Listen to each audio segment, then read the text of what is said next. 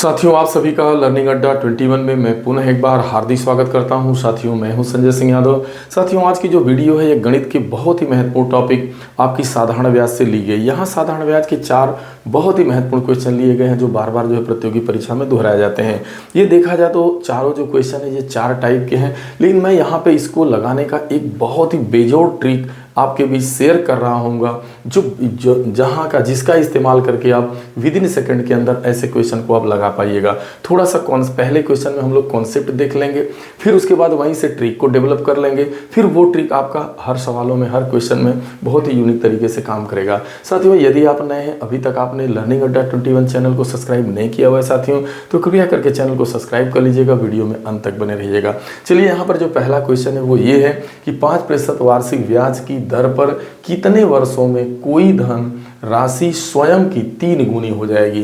देखिए, यहाँ पर यह कह रहा है कि साधारण ब्याज की दर दी गई है, यानी यहाँ पे रेट आपको दिया गया है 5% वार्षिक। तो ये साधारण ब्याज का सवाल है, साधारण ब्याज की दर है तो स्पष्ट हो गया।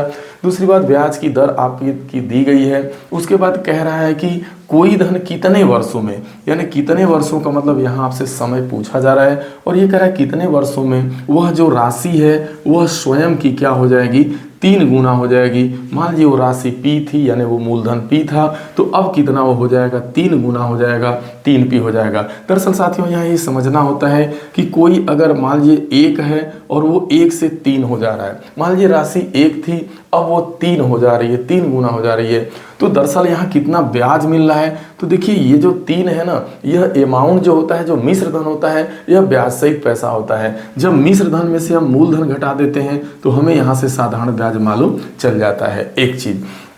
तो दरअसल हम इस क्वेश्चन को लगाएंगे कैसे, तो इसका जो बेसिक तरीका है उस पहले बेसिक तरीका से देखते हैं, फिर तुरंत यहाँ पे ट्रिक का हम लोग इस्तेमाल करके, ये सेकंडों का सवाल है लेकिन थोड़ा चलते हैं। तो यहाँ पर देखिए, जब आपको मिश्र धन मालूम हो, मूल धन मालूम हो, तो साधारण ब्याज कैसे निकलता है भाई। साधारण ब्याज निकलता है मिश्र धन में से जब आप मूलधन घटा देते हैं तो साधारण ब्याज मालूम हो जाता है। 3 से 1 घटाइएगा, यानी कोई चीज़ 1 से 3 बन रही है, जाहिर सी बात है कि यहाँ पर ब्याज कितना लिया जा रहा है, 2 लिया जा रहा है। ठीक है, अब देखिए, दरअसल साधारण ब्याज का जो बेसिक सा फार्मूला होता है वो यही होता है कि साधारण ब्याज बराबर मूलधन गुणे दर गुणे समय बटा 100, यही बेसिक फार्मूला है। अब देखिए, यहाँ साधारण ब्याज है कितना, आप निकाल चुके हैं, क्योंकि आपकी राशि P थी वो 3P हो जा रही थी, 3P से P को घटाया आपने 2P। तो यहाँ पर कोई चीज़ 1 से 3 हो रहा है तो ब्याज कितना लिया जा रहा है, 2। तो यहाँ यह 2 न लिख के आप यहाँ लिख दीजिए 2P।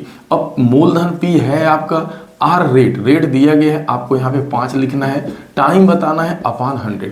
यहाँ P से P कैंसिल होगा, देखा जाए तो 2 = 5T अपान 100 हो रहा है। अब यह 100 इस साइड आएगा तो 2 × 100 अपान आप देख रहे हैं 5 करेंगे तो आपको रेट मालूम हो जाएगा, यानी टाइम मालूम हो जाएगा। यानी टाइम कैसे निकलेगा, 2 × 100/5। अब दरअसल यहाँ गौर करना है, दरअसल इसका देखा जाए तो आंसर आ चुका है, 5 दूना 10, 20 दूना 40 वर्ष लगेगा। लेकिन हम यहाँ आपको ट्रिक बताने वाले हैं। दरअसल आप कर क्या रहे हैं, लास्ट में आप यही तो काम कर रहे हैं भाई कि 2 में 100 का गुणा करने के बाद आप समय 5 से भाग दे रहे हैं। यहाँ ये ध्यान देना है, ये 2 क्या है, यह 2 जो है यही तो ब्याज है। यानी जो आपका जैसे कोई चीज़ 1 से 3 हो रहा है तो यहाँ पे 2 ब्याज हो रहा है, तो यानी जो ब्याज होगा उसमें आपको 100 से गुणा करके जैसे ही आप रेट से भाग दीजिएगा तो आपका टाइम निकलेगा। यानी आप यहाँ से ट्रिक बना लिए। अब ये ट्रिक सभी सवालों में काम करेगा। देखिए, अब क्या करना है, तो वैसे तो 40 वर्ष आया, लेकिन अब यहाँ से आप एक ट्रिक जान गए आप कि इतना आपको करने की एग्जाम में नहीं ज़रूरत है, आपको यहाँ बस समझने के लिए इतना कराया गया। आपके सामने जो एक ट्रिक निकल करके आया वो यही आया कि जब आपसे टाइम पूछा जाएगा, रेट दिया रहेगा, तो आपको क्या करना है, n-1 का मतलब ये हुआ कि वो 1 से 3 गुना हो रहा है, तो 3 गुना में से 1 कम करेंगे तो ब्याज निकलेगा। आप फार्मूले में n-1 × 100 और अपान जो है रेट, अगर आपको रेट दिया गया है, टाइम पूछा जा रहा है, तो n-1 × 100 अपान r का प्रयोग करके तुरंत सेकंड में लगा लेंगे। और यदि आपसे क्वेश्चन में, जैसे अगले वाले क्वेश्चन में आपसे रेट पूछा जा रहा है, अब जब रेट पूछेगा तो ये रेट यहाँ जाएगा, टाइम यहाँ आएगा। अगर रेट बताना रहेगा तो वही होगा n-1 × 100 अपान जो है आप क्या कर दीजिएगा, टी कर दीजिएगा। तो अगर टाइम पूछेगा तो रेट से भागा दे देंगे, रेट पूछेगा तो टाइम से भागा देंगे। लेकिन ऊपर आपका हमेशा n-1 इंटू 100। अब n क्या है? गुना है, जितना गुना हो रहा है देखा जाए तो वो मिश्र धन है, उसमें से एक घटा देंगे, यानी स्वयं है, स्वयं एक है, कोई चीज 3 तो ये ब्याज है। तो आपको वो सब नहीं याद रखना है, बस ये दिमाग में रखना है कि साधारण ब्याज गुणे 100 बटा दर करेंगे तो टाइम निकलेगा, और साधारण ब्याज में जब 100 से गुणा करके टाइम से भागा देंगे तो रेट। यह भी नहीं इस फार्मूले को होता है। अब देखिए कितना जल्दी ये सारे सवाल सेकेंडों में लग जाते हैं। अगर आप ये पहला सवाल देखिए है तो भाई आपका 3 गुना हो रहा था, तो 3 में से 1 घटा देना है, n-1 इंटू 100 कर देना है, और रेट आपका 5 दिया है तो बस 5 देंगे तो 20, और ये आपका 3 से गया 2 तो 20 दूना 40 वर्ष आ गया। पहला सवाल लग गया। अब दूसरे क्वेश्चन पे चलते हैं, सब सवाल सेकंडों में हो जाएंगे। अब साधारण ब्याज की वार्षिक दर पर कोई धन 12 वर्षों में 2 गुना।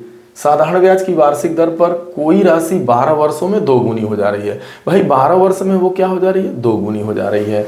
तो आपको क्या बताना है? साधारण ब्याज की दर बताना है। यहाँ आपको रेट बताना है, तो इस फार्मूले का प्रयोग करेंगे। दरअसल हो क्या रहा है?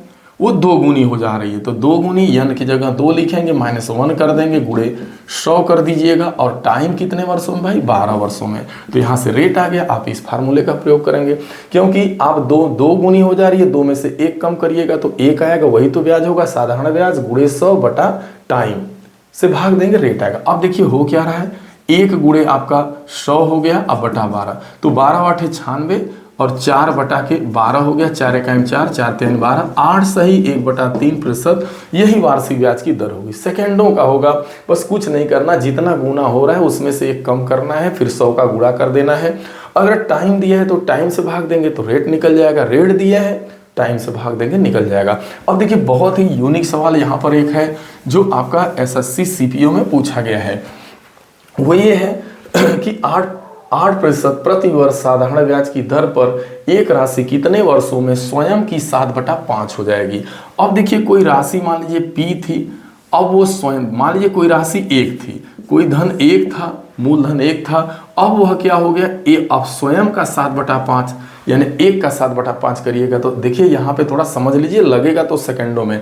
तो 1 से 7/5 हो जा रहा है, इसका मतलब कि अगर आप जो है यहाँ पे 7/5 से 1 घटा दीजिएगा तो आपको यहाँ से ब्याज मिल जाएगा। फिर वही है कि ब्याज में 100 का ब्याज गुणे 100 अब बटा आपका रेट दिया है तो तुरंत टाइम निकल जाएगा। यही नहीं करा कितना समय लगेगा, तो बस आप इसी फार्मूले का इस्तेमाल करिए। समय पूछ रहा है, क्या करिएगा? n-1 गुणे 100 और बटा जो है रेट से भाग दे देंगे।